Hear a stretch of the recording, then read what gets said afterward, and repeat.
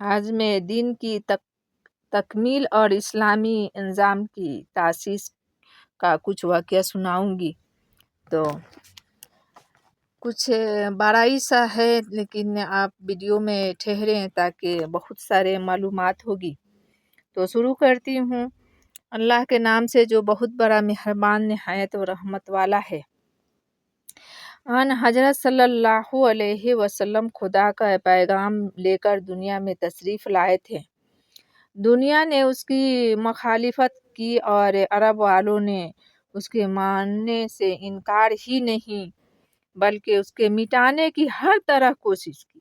مسلمانوں کی طرح طرح سے ستایا، ان کے گھروں سے ان کو نکالا اور وہ بے سرو سامانی سے اپنے گھر بار کو چھوڑ کر کبھی جیسا کہ ملک میں کبھی دور دور کے شہروں میں نکل جانے پر مجبور ہوئے، اور اسی طرح 13 برس تک حضور صلی اللہ علیہ وسلم نے اور حضور صلی اللہ علیہ وسلم کے ساتھی مسلمانوں نے پورے صبر اور مضبوطی سے ان سختیوں کو جھیلا۔ آخر کفر کی قوتوں نے فوج و لشکر اور تیغ و خنجر سے مسلمانوں کو فنا کر دینے کی تیاری کی، اور 9 برس تک لگاتار ان کی یہ کوشش جاری رہی۔ اللہ اکبر، اللہ اکبر۔ مسلمانوں نے ان کی اس ظالمانہ طاقت کا بھی سامنا کیا اور اللہ تعالیٰ کی مدد سے وہ اس میدان میں بھی کامیاب رہے۔ اللہ اکبر، اللہ اکبر۔ اور آہستہ آہستہ مسلمان کا ہر پتھر ان کے راہ سے ہٹ گیا۔ عرب کا ایک غصہ اسلام کی جھنڈے کے نیچے جمع ہو گیا اور لا الہ الا اللہ محمد رسول اللہ کی آواز سے عرب کا پورا زجرہ گونج اٹھا۔ تو وقت آیا کہ دین اپنے پوری احکام کے ساتھ تکمیل کا درجہ پائے اور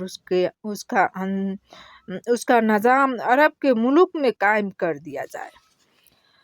الحمدللہ۔ حضرت عائشہ رضی اللہ عنہا فرماتی ہیں کہ سب سے پہلے قرآن پاک کی وہ آیتیں اتری جو دلوں میں نرمی، روحوں میں گرمی اور خیالوں میں تبدیلی پیدا کری۔ جب یہ ہو چکا تو احکام کی آیتیں آئیں۔ اگر ایسا نہ ہوتا اور پہلے ہی دن سے حکم دیا جاتا کہ لوگوں شراب چھوڑ دو تو کون اس کو مانتا۔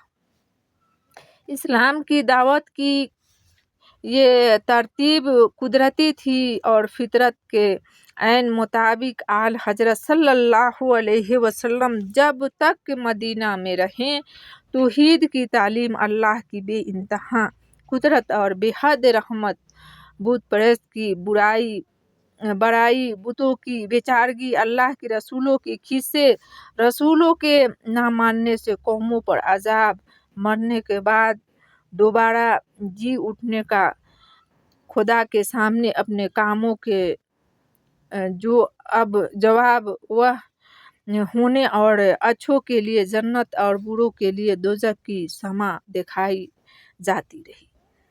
ساتھ ہی ساتھ اللہ کی سچی عبادت کے ڈھنگ عربوں کے ساتھ مہربانی، بے کسوں کے ساتھ شفقت اور اخلاق کی دوسری اچھی باتوں کی سبق ان کو سکھائے جاتے رہے۔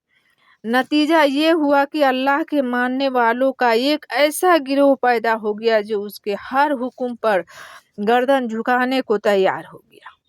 اس وقت اللہ نے اپنے رسول صلی اللہ علیہ وسلم کے ذریعے اپنے سارے حکموں سے ان کو آگاہ کیا۔ ان کو بتایا گیا کہ دن میں 5 وقت حضرت ابراہیم علیہ السلام کے مسجد کعبہ کی طرف منہ کر کے خدا کے حضور میں کھڑے ہوں، گھٹنوں کی بل جھک کر رکوع اپنے زندگی کا اقرار کریں، پھر زمین پر سر رکھ کر سجدہ اپنے عاجزی کو نمایاں شکل میں ظاہر کریں۔ یہ نماز کہلائی۔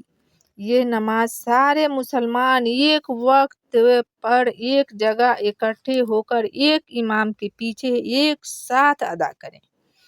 اس کا یہ مطلب ہوا کہ نماز جس طرح خدا اور بندے کی لگاؤ کی سب سے مضبوط کڑی ہے، اسی طرح یہ مسلمانوں کے قومی نظام کی حقیقی شکل بھی ہے۔ یعنی سارے مسلمان ایک ہو کر ہر فرقے مراتب کے قید کو توڑ کر ایک صف میں کھڑے ہو کر ایک ایسی متحد جماعت کی صورت میں بن جائے کہ ان کے تمام ظاہری فرق مٹ جائے اور وہ سب مل کر ایک امام کے ایک ایک اشارے پر حرکت کریں۔ اسی لیے آپ صلی اللہ علیہ وسلم نے فرمایا کہ نماز میں سارے مقتدی پاؤں سے پاؤں ملا کر خوب مل کر کھڑے ہوں تاکہ ان کے دل میں بھی اسی طرح مل جائے، اور یہ فرمایا کہ جو شخص امام کے اٹھنے بیٹھنے سے پہلے اٹھ بیٹھ جائے اس کو ڈرنا چاہیے کہ اس کی صورت بدل کر گدھا نہ بن جائے، جو اپنے حماقت کے لیے مشہور ہے۔ اسلام کے سارے احکام میں نماز کی حیثیت سب سے بڑی ہوتی ہے، اسی لیے اس کو دین کا ستون فرمایا ہے۔ عرب کی بے اطمینانی اب جیسے ہی دور ہوئی، آن حضرت صلی اللہ علیہ وسلم نے سب سے پہلے نماز کی طرف توجہ فرمائی۔ اس کے ارکان کی تکمیل اور اوقات کی تعیین تو مکے ہی میں ہو چکی تھی، مگر اب جیسے جیسے اطمینان بڑھتا گیا اس کی ظاہری اور باطنی کیفیتوں کی طرف بھی توجہ بڑھتی گئی۔ اللہ اکبر!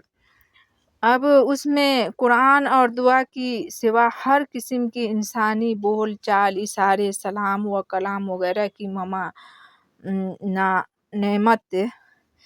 ممانعت ہو گئیں اور ایک ساتھ ہی ایک جگہ مل کر نماز پڑھنا، جس کو جماعت کہتے ہیں، واجب ٹھہرایا گیا۔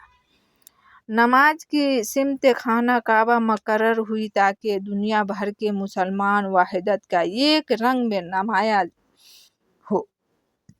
ہفتے کی اجتماع نماز جس کا نام جمعہ ہے، گو مکے ہی میں فرض ہو چکی تھی، مگر مکے کی بے اطمینانی میں جب چار مسلمان بھی مل کر ایک جگہ نماز نہیں پڑھ سکتے تو آبادی کے سارے مسلمان مل کر ایک ساتھ نماز کس طرح پڑھ سکتے تھے؟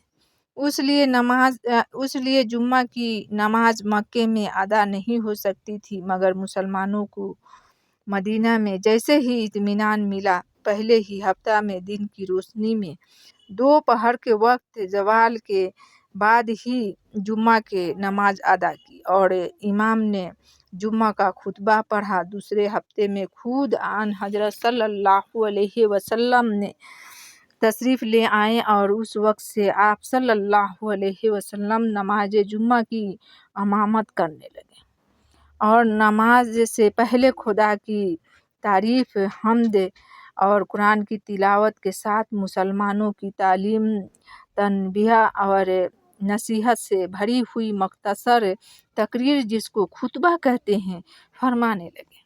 اللہ اکبر! مدینے سے باہر دوسرے صوبوں کے شہروں اور آبادیوں میں مدینہ ہی سے یا انہی مقامات سے اماموں کا تقرر ہوا۔ یہ امام ان مقام کے مسلمانوں کے معلم، مبلغ، مفتی اور پیشوا کی حیثیت رکھتے تھے۔ وہ ان کو اچھی باتیں سکھاتے، برے باتوں سے روکتے، ان کو ضرورت کے مسئلے بتاتے اور بچوں کو اللہ رسول کا کلمہ سکھاتے، دین کی باتیں بتاتے اور قرآن کی تعلیم دیتے۔